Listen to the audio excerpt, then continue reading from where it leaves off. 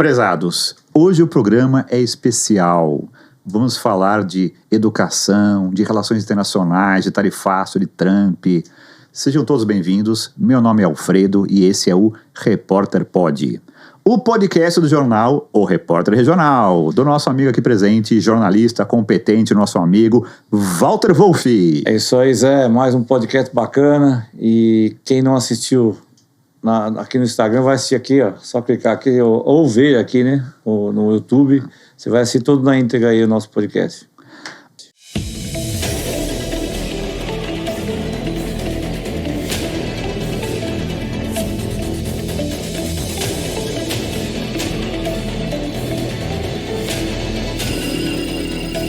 O nosso convidado de hoje está no 7º mandato de vereador na capital, muito atuante na área de educação, faz parte da Comissão de Educação e Cultura, e eu deixei para o final o cargo mais importante dele. Eu que sou de uma família de professores, eu faço questão de dizer que o cargo principal dele é, seja bem-vindo, professor Eliseu Gabriel. Isso mesmo, professor. De física, ou materiazinha física, né? É bonita, mas é complicada. Isso mesmo. As coisas complicadas têm a sua beleza, que é o mistério, né? Então, essa é a coisa interessante da física, né? Você tentar explicar tudo com leis, com relações de matemática, né? Para quem precisa saber matemática. Então, é uma coisa bonita a ciência, né? A ciência é um grande mistério e uma grande beleza. Antes de falar sobre os seus projetos como vereador, a sua militância na área da educação, eu gostaria que o senhor contasse sobre a sua vida, sobre a sua formação, sua infância, o senhor é de São Paulo mesmo, sua família, como é que o senhor entrou na política? Não, eu sou da cidade de São Paulo, eu nasci há muito tempo atrás. Como dizia o Raul Seixas, eu nasci há 10 mil anos atrás, né? Bom, eu nasci no bairro da Vila Prudente, morei lá um pouco, depois mudei para a região de Itaim Bibi, Pinheiros, e estou lá até nessa região há muitos e muitos anos. Eu entrei na USP, eu estudei em escola pública, no Colégio Alberto Conte de Santo Amaro, antigamente chamava ginásio científico, né? Tá. É como se fosse fundamental e o ensino médio. Uhum. E depois eu expressei exame na USP, entrei na física da USP. Eu tinha 17 anos e entrei justamente na hora que estava aquele caldeirão, aquela confusão da ditadura. Tá. Então eu sempre acabei logo no início sendo militante contra a ditadura, né? Então fui um militante muito envolvido com os movimentos, né? A gente era muito perseguido, a gente tinha que viver clandestino, não é clandestina, quase clandestino. Muitos viviam totalmente clandestinos, mas a gente tinha que fazer as coisas escondidas, senão se pegasse, te matavam, né? E aí eu convivi com tudo isso, depois chegou a redemocratização, é uma coisa novidade, depois de tantos anos, a gente proibindo de ter livro, proibindo isso, proibindo aquilo. A gente acabei entrando me organizei, né? Comecei a organizar o PT, né? Na época, que era uma grande, todo mundo, assim, era um entusiasmo muito grande. Fui um dos fundadores do PT, e depois eu comecei com a política, né? Fui candidato algumas vezes, depois saí do PT, tive divergência, saí e fui indo. Hoje eu estou no PSB e já sou vereador em 7 mandatos consecutivos que eu fui eleito. Só relembrando uma coisa, o PT na sua fundação tinha aquele famoso tripé, intelectuais, igreja progressista e sindicato, né? Exatamente. Na época da fundação, hoje já é um pouco diferente. Movimento, tinha uma presença na sociedade muito forte, de setores muito organizados. Os sindicatos eram muito organizados, né? Os setores progressistas da igreja eram também muito fortes, as comunidades eclesiais de base, né? Não me lembro. Vereador, o senhor passou por tantas coisas na política, né? 7 mandatos não é para qualquer um. E eu queria perguntar para o senhor o seguinte: como é que é enfrentar esse bolsonarismo, essa coisa estranha que está na política hoje? O senhor passou por Quércia, por Maluf, isso. Mas hoje a gente vê que isso aí é fichinha, né, vereador? Ah, sim. Eu falei para vocês, naquele tempo a gente era contra o Maluf, porque o Maluf, a gente tinha problema de roubalheira, como em geral tem sempre, né? Mas o Maluf, eu nunca fui malufista, ele era um cara muito ligado à ditadura, né? Uhum. Ele ele era um cara que tinha interesse no desenvolvimento e no protagonismo do poder público no desenvolvimento, no planejamento, essa coisa e tal. Não que eu o defenda, mas ele hoje seria muito melhor do que o que existe hoje aqui, né? Que existe hoje são influencers, pessoas com coração cheio de ódio, que resolve ser candidato e ganha a eleição. Então a gente tem um número significativo no parlamento de pessoas que vieram da internet sem vínculo nenhum com a sociedade, praticamente, sem nunca ter conversado praticamente com o eleitor para saber o que ele pensa, e simplesmente vem com dose de acusa daqui, xinga dali, ameaça dali, faz uns vídeos bonitinhos e acaba se elegendo. Isso é inacreditável.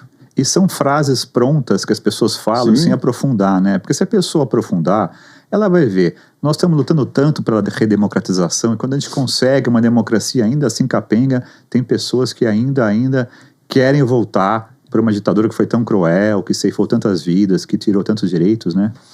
E esse pessoal, eles acabam casando direitinho com os interesses desses empresários neoliberais fundamentalistas que vivem principalmente da especulação financeira, né? Vivem da taxa Selic absurda.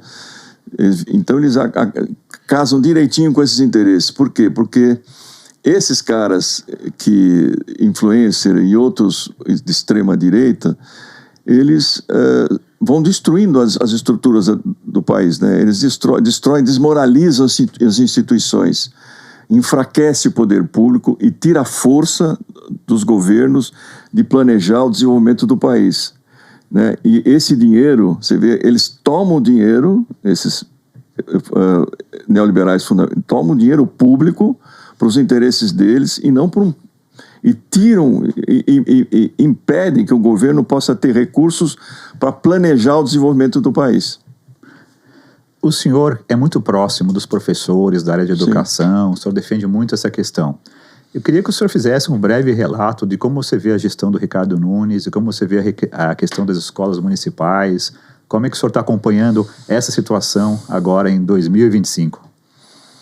Bom, as escolas municipais da cidade de São Paulo, na média, elas são melhores que as escolas privadas, melhor do que as escolas particulares. Se você tirar da equação as grandes escolas que custam 10 mil, 8 mil por mês, que são escolas que, principalmente para pessoas que vêm de famílias muito organizadas, pais que ajudam os filhos, pais profissionais liberais, que têm renda muito alta, tira essa escola, você faz a média das escolas particulares e públicas, as públicas são melhores.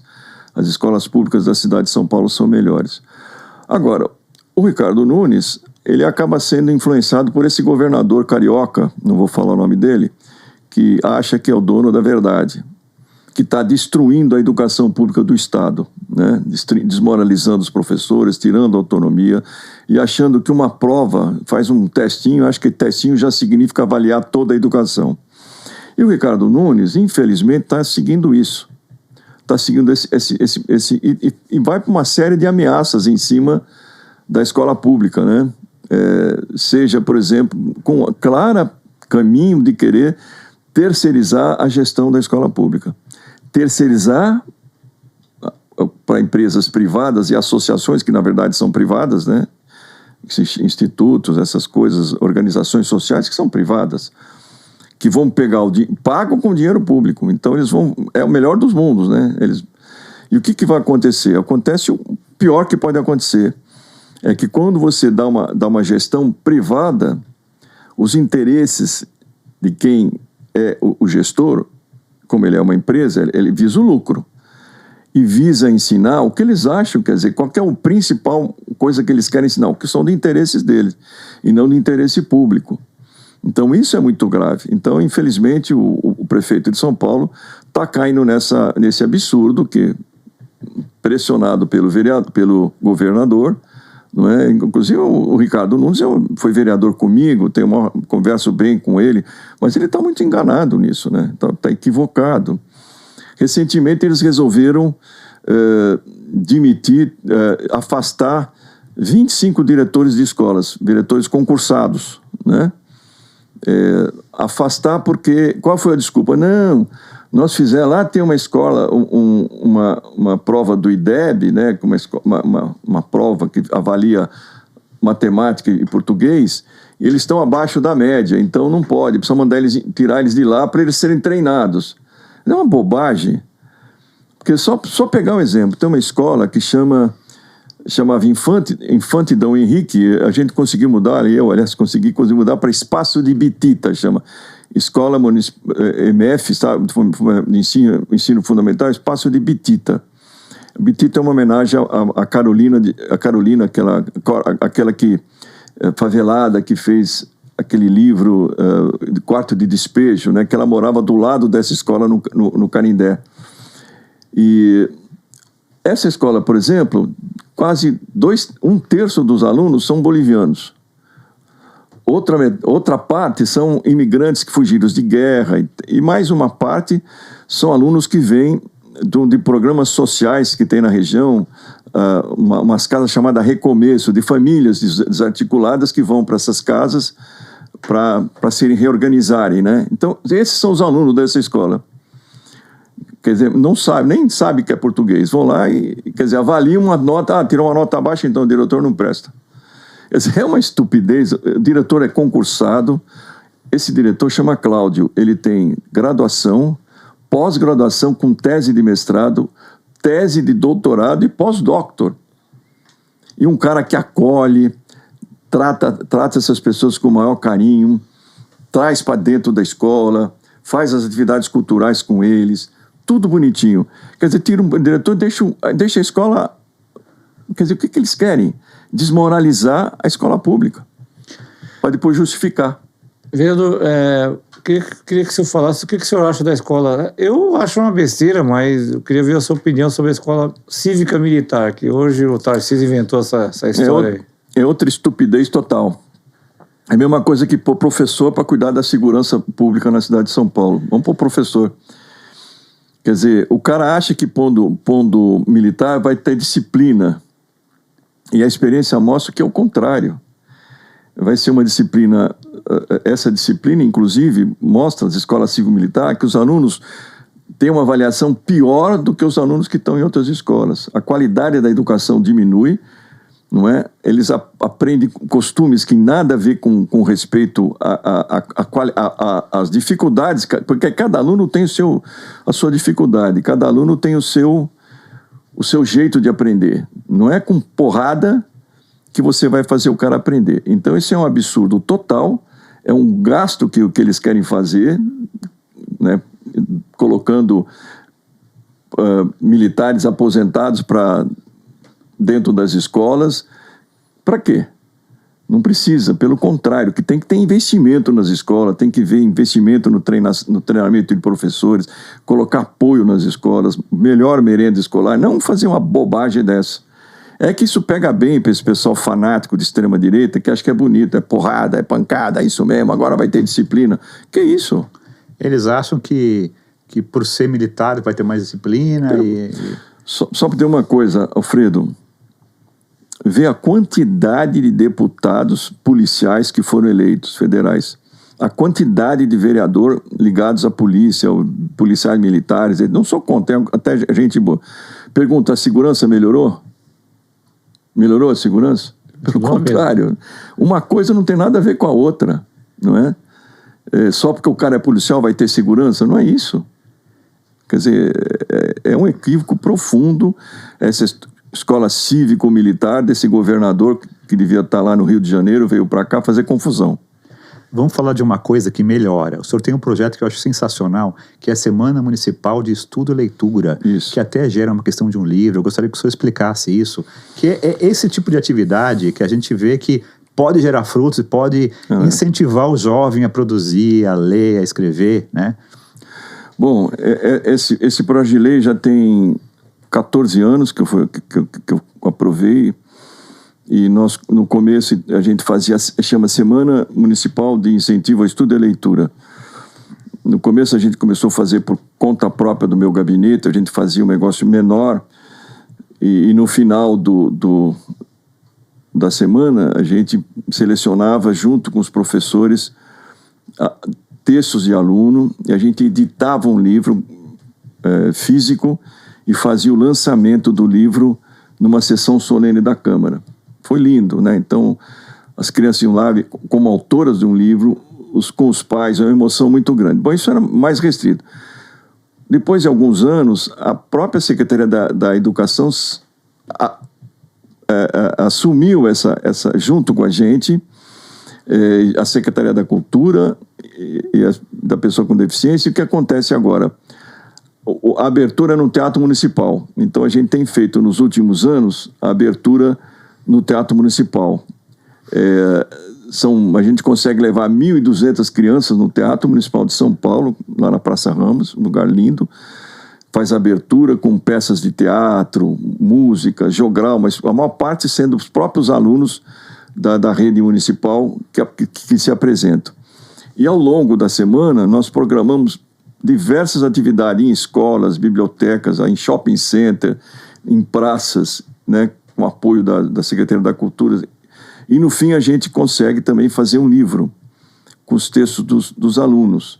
E todo ano a gente edita o livro, agora a própria Secretaria da Educação publica impresso, um livro impresso, e fazemos o lançamento e todo mundo recebe o livro e distribui o livro. Imagina o orgulho da família e tal. Todo né? mundo, a família, tiram foto, uma coisa linda. Isso é lindo, porque já são 14 anos que nós conseguimos fazer isso. Vereador, a Renata Falzoni esteve aqui com a gente e ela falou de um projeto que está para entrar na Câmara. Eu até queria falar com o senhor sobre isso. Como é que está esse projeto? Se entrou ou não? Eles estão querendo acabar com a cidade limpa. Acabar com destruir a cidade. Acabar. Tá lá, né? Como eu não duvido que não apoie. Na verdade, eles querem fazer um trecho da cidade com grande densidade de letreiros, de luminosos, que nem acontece na Broadway, esses lugares aí. Eu acho uma bobagem tão grande, mas em todo caso, né? Estão tentando fazer isso sim. E o senhor é contra ou a favor? Sou contra, né? Não dá, né, vereador? Agora, precisa ver o que eles vão propor, né? Quer dizer, o que está por trás? Precisa ver qual é a justificativa. Fazer uma Times Square. Uma Times Square, isso. Será? Agora, se isso implica o quê? Implica em estragar com a cidade limpa, é um horror.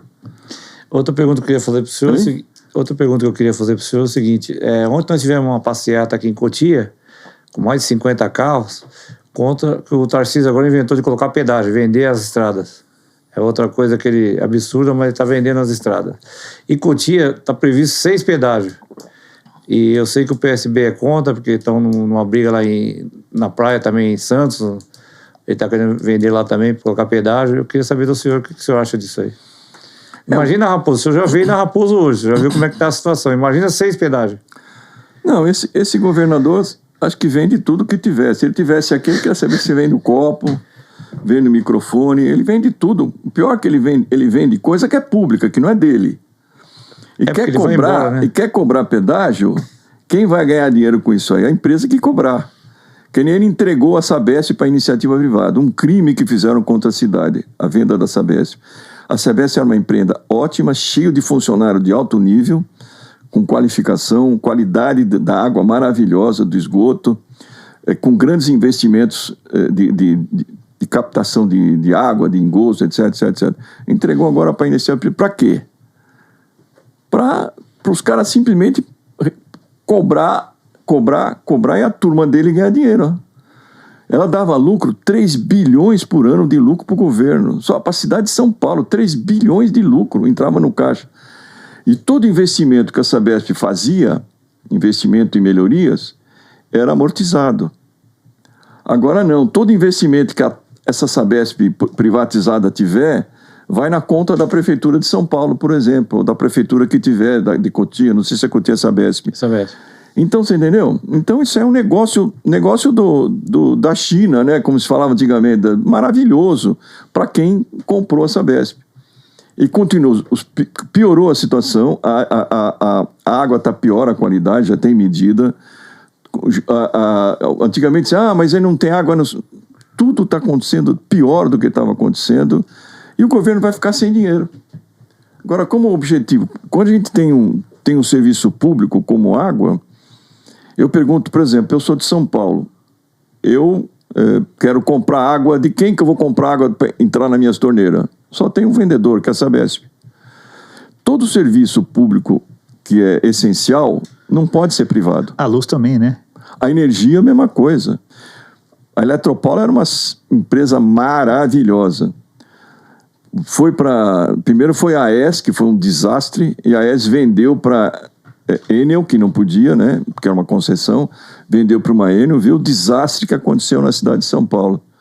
E ganhando dinheiro. Porque é o seguinte, como o objetivo do cara é lucro, se você tem uma região que está sem luz, ou precisa ter luz, se a empresa é particular, por que eu vou pôr lá, que se o cara lá é pobre não vai ter como pagar o que eu quero?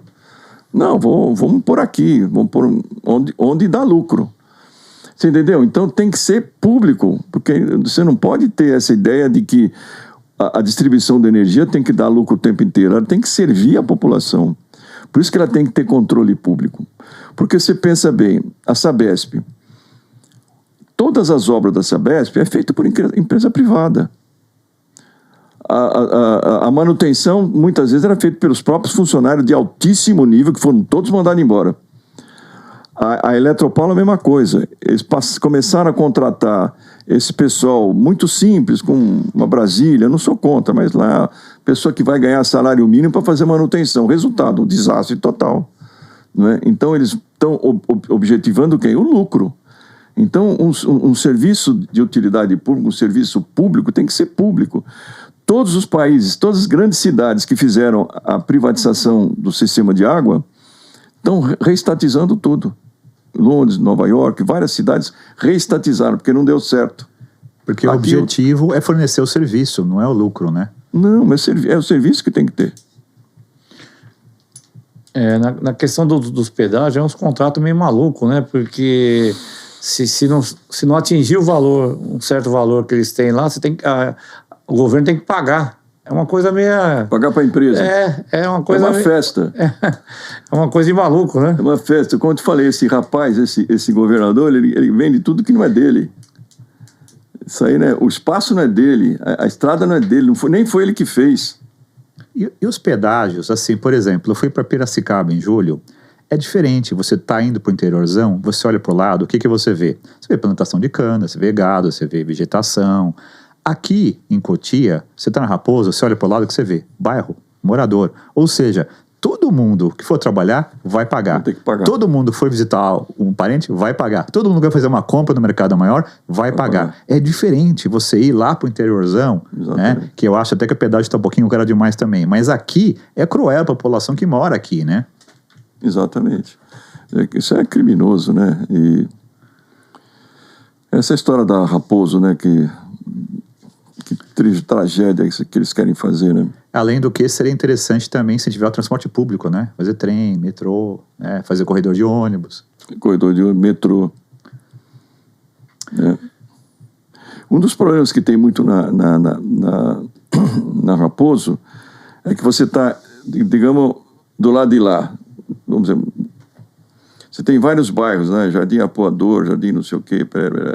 Só que a ligação entre esses bairros não existe por lá, tem que ser tudo pela Raposo. Se você fizesse um investimento de ligar Arpoador, posso estar enganado, Quemel, não sei. Previdência. Com Previdência, Previdência com Monte Quemel, não sei o que, lá por dentro, cairia muito o movimento da Raposo, né? Muita gente vai de um bairro a outro. E segundo, colocar corredor de ônibus, por que não faz metrô? Sim. Né? Que não precisa...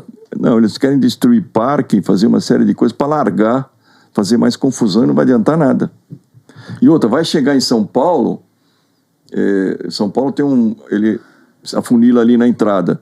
Eles querem fazer um desvio, entrar no meio de um bairro totalmente arborizado, que é o Alto de Pinheiro. Vai destruir o bairro. Quer dizer, vai transferir o congestionamento de um ponto para o outro. Não vai resolver. E vai ganhar muito dinheiro, né? A turminha dele, vai ser uma festa. E o vereador IPVA, ninguém fala para onde vai, né? Não. É engraçado isso, né? E arrecada muito, hein? Opa! E do estado de São Paulo é caro.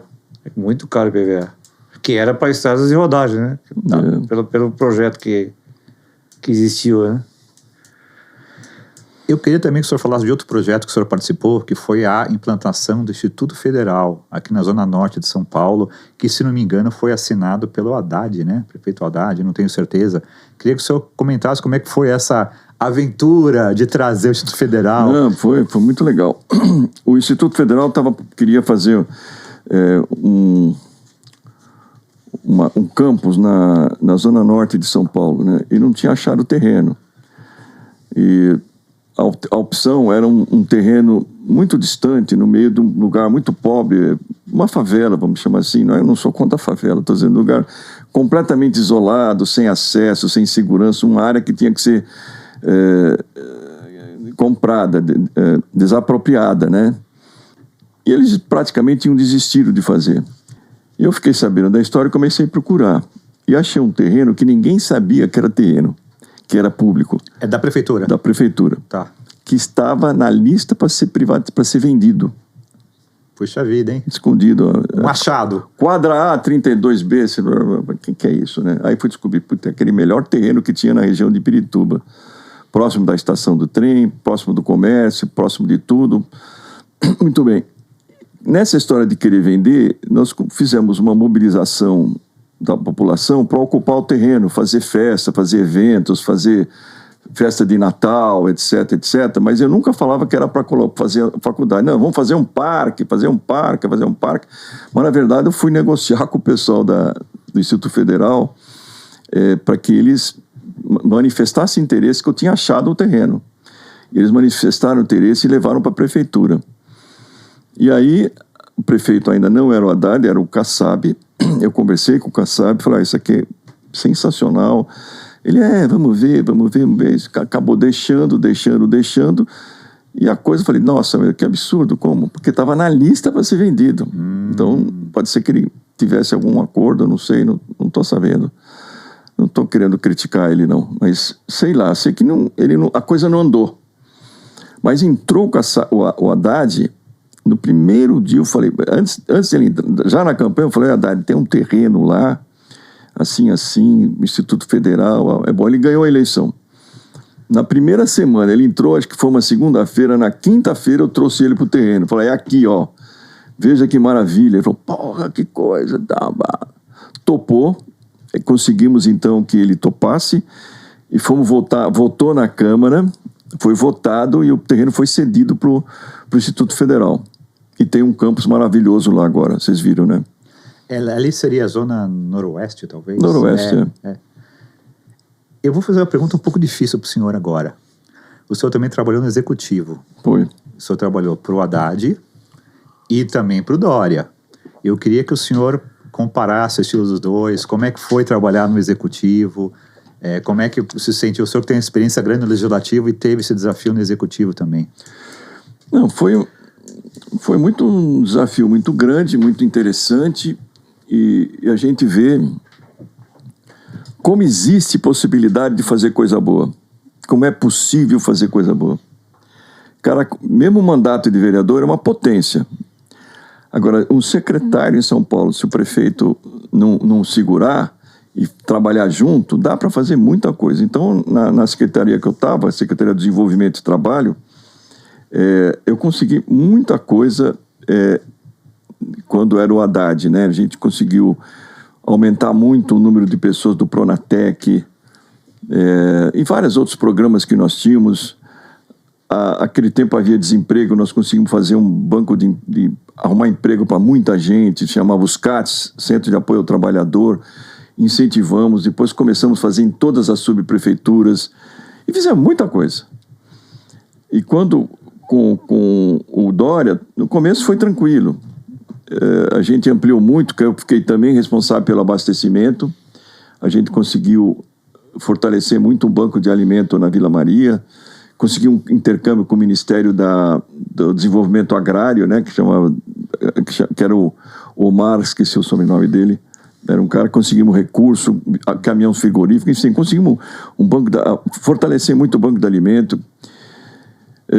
Depois eles começavam a querer privatizar começou o Dória a querer privatizar os mercados. Foi um inferno. Conseguimos segurar o possível, mas privatizou 1 ou 2 lá, privatizou o Mercadão. Mas teve uma coisa muito legal, que foi a Fundação Paulistana, que também era minha responsabilidade.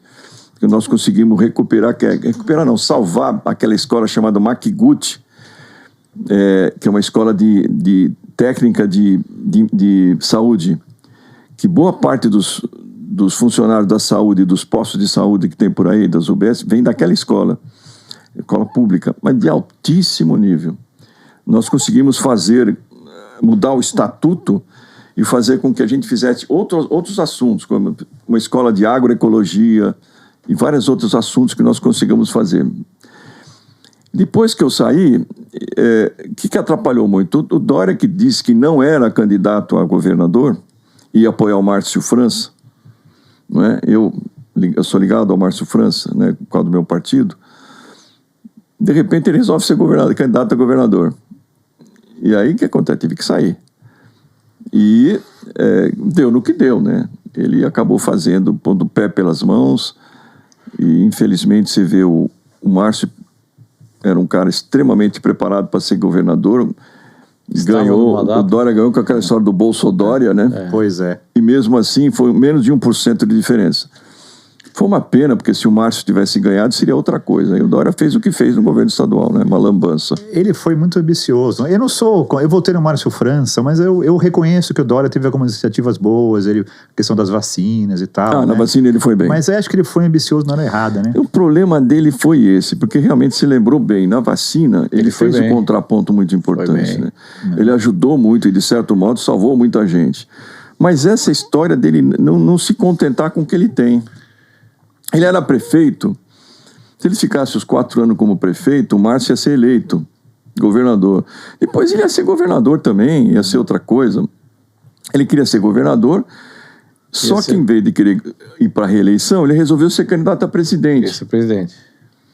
Pressionando o Alckmin, que era o candidato. E fez uma confusão, destruiu o PSDB, né? Hoje... No fim, não conseguiu ser candidato, resolveu voltar, mas aí ameaçaram, se ele voltasse, fazer impeachment nele, né, porque estava acostumado com o vice, como é que chamava o vice? O Ricardo Nunes? Não, o vice do Dória. O Rodrigo Garcia. Rodrigo Garcia. Estava tudo certo o Rodrigo Garcia assumir, se ele voltasse, não assumia, e o Rodrigo Garcia era o candidato a governador. Então ele fez uma lambança, né, porque excesso de vaidade, mas se ele ficasse sentado tranquilo, sem tanta vaidade, ele seria um cara bom. Mas é um exagero, né? O Dória, na verdade, é que a gente sente o reflexo aqui na nossa cidade. O Dória aqui na região, ele distribuiu muito dinheiro. Tanto é que tem um hospital aqui em Barueri, que ele que começou, o Tarcísio só veio inaugurar. Mas quem construiu tudo foi o Dória. Eu queria perguntar para o senhor o seguinte, o que o senhor acha do pé de meia? Que é um projeto da Tábua, do seu partido e tal, mas o senhor acha que ajuda? Muito. Que eu vi muitas críticas sobre o pé de meia pela direita, falando que era ajudar vagabundo, não sei o que, umas conversas meio estranhas. Pessoal, pra você entender que país que nós estamos, né? Quanto mais a gente dá condição para o aluno ficar na escola e o aluno poder estudar sem ter que trabalhar, é melhor para o Brasil. A gente precisa de gente qualificada, né? Então, o pé de meia é importantíssimo para as pessoas, né? Pessoas poderem sobreviver na escola. Porque eu já dei aula em muitos lugares, né? E eu sei que é isso, que as pessoas têm dificuldade de ir para a escola, têm dificuldade de comer, né? O pé de meia é uma ajudazinha pequena, mas ajuda. O cara não tem que perder, ele pode deixar estudar mais tempo, né? Ajuda as famílias, é uma coisinha à toa. Ajuda. E em todos os setores do ensino, na hora que você incentiva, as pessoas conseguem produzir mais. Dê um exemplo, por exemplo, de pesquisador, mestrado, doutorado, recebe bolsa e produz mais, né? Você vê esses alunos que têm bolsas, né? Por exemplo, eu sei muito bem da Universidade Estadual do Rio de Janeiro, que meu filho dá aula lá. Uma parte importante dos alunos são bolsistas. Eles são bolsistas não por causa da cor da pele, mas por causa do nível socioeconômico. Eles têm uma ajuda, quer dizer, a escola é gratuita e recebem uma bolsa. Diz que são os melhores alunos da faculdade. São todos eles que têm as bolsas. Eu vou fazer um depoimento aqui a favor do Haddad. Eu fui professor, Haddad não como prefeito, como ministro da Educação. Eu fui professor numa escola pública lá para 97, 98, aqui em Cotia, Pedro Casimiro.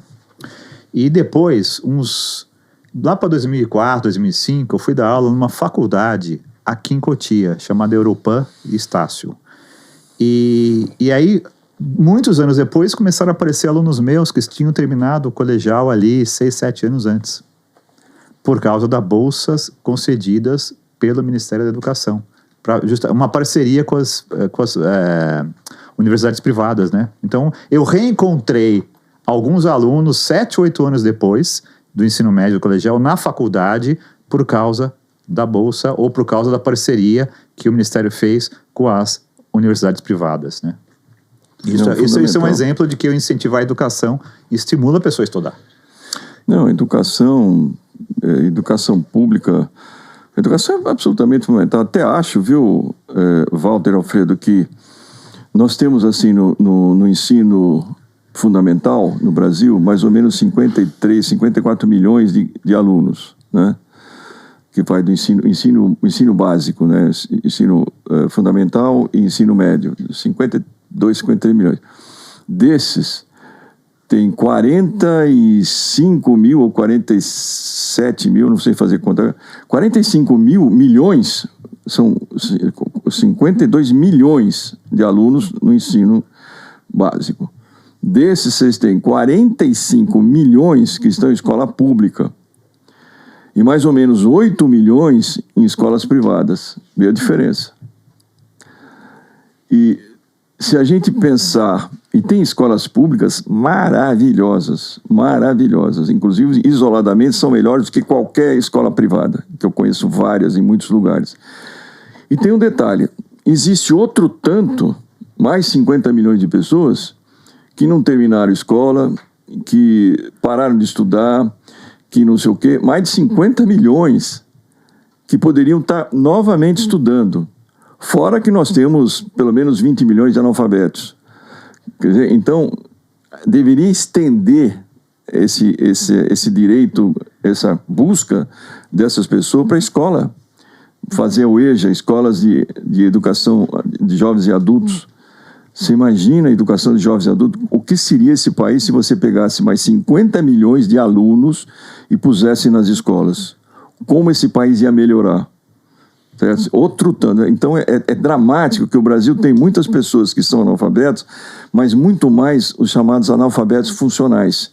Que se você escrever uma coisa, ele não entende, ele consegue assinar o nome, mas não consegue entender o que está escrito.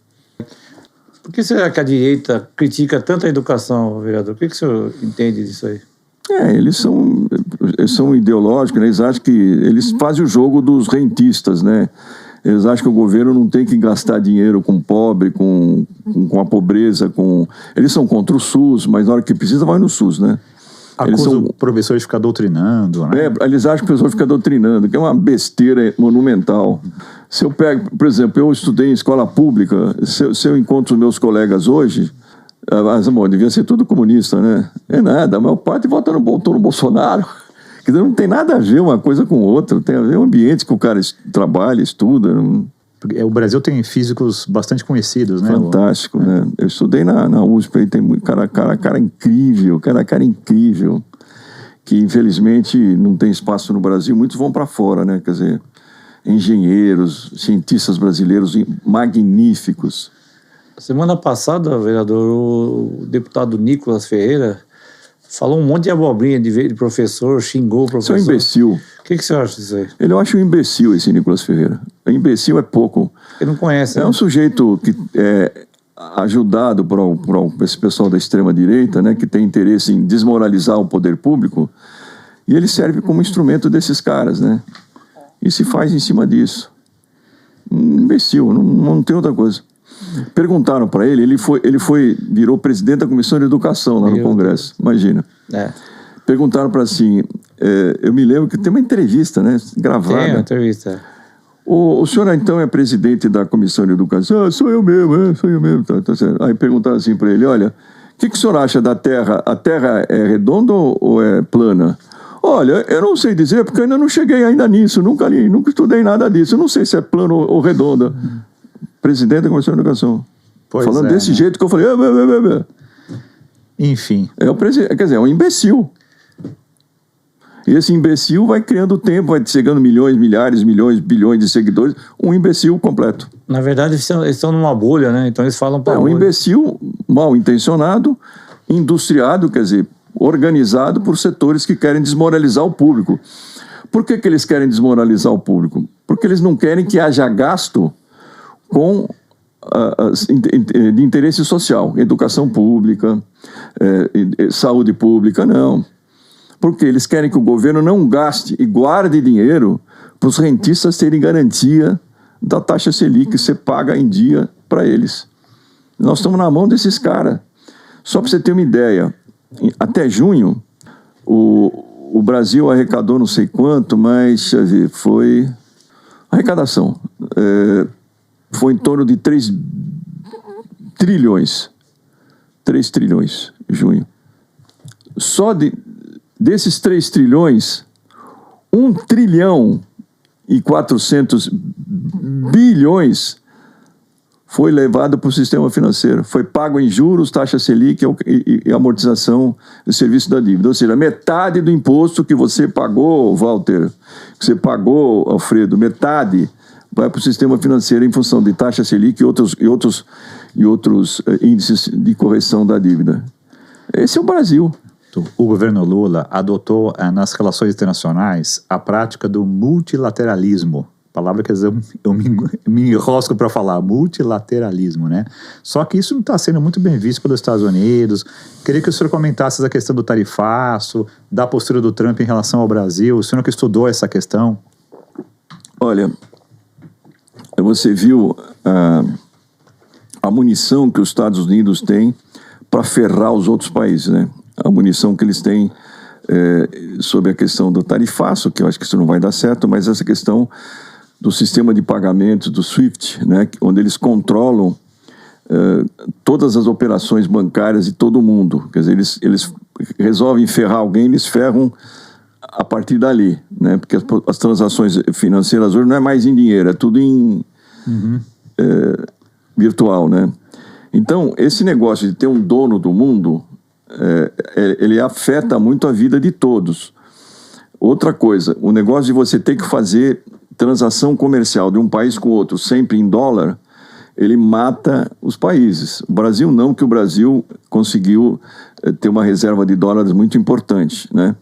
Mas muitos países como a Argentina, o que ferrou a Argentina? A Argentina não tem dólar para pagar as obrigações dela com dívida e nem para comprar, por exemplo, insumos farmacêuticos, né? Então ela não tem dinheiro em dólar para fazer isso. Então o país fica completamente ruim a situação. O que existe? Existe no mundo um movimento de alguns países chamado BRICS, Brasil, Rússia, Índia e África do Sul. É China, Índia... Brasil, BRICS é Brasil, Rússia, Índia, China e África do Sul. Isso. São os BRICS. O que resolveram foi assim, vamos entre nós fazer as coisas, vamos fazer um banco entre nós e vamos entre nós resolver o nosso comércio aqui. Mas não atacando o dólar só, mas tendo independência em relação a esse controle financeiro que os americanos têm sobre o mundo. Estão crescendo, né? E uma das coisas principais é tirar o dólar como obrigatoriedade das relações. Por exemplo, se você quer comprar café do Brasil, tem que pagar em dólar. Se o Brasil quer comprar não sei o que, tem que pagar em dólar. Todo mundo tem que pagar em dólar. Então, isso que dificulta... Quem é que emite o dólar? Quem tem a maquininha de fazer dólar? Eles. Então, eles fazem o que quer com o mundo. Percebe? É mesmo que fosse tudo em real. Que maravilha. Real tá aqui, roda aqui, manda lá. O Trump quer dominar tudo. Ele é Oded Reutemann, né? Ele é o Oded Reutemann. E o que ele está fazendo... quer dizer, a gente teve o azar de ter um cara chamado Eduardo Bolsonaro, que é um canalha, né, um traidor da pátria, que foi lá dar todas as dicas para o Trump do que ele tinha que fazer. Vai lá, sacaneia aqui, sacaneia ali, sacaneia ali, né?